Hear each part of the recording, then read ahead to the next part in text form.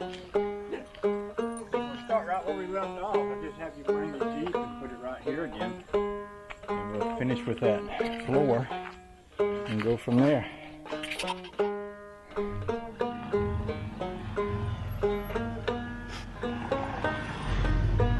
Good. Yeah.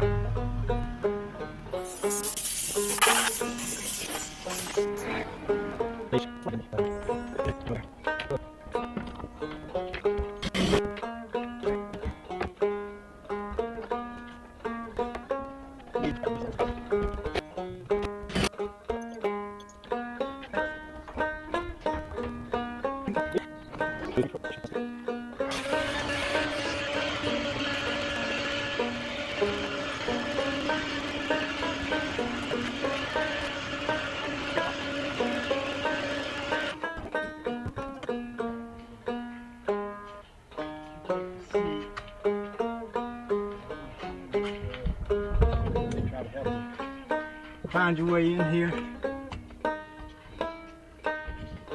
There you go, looking good.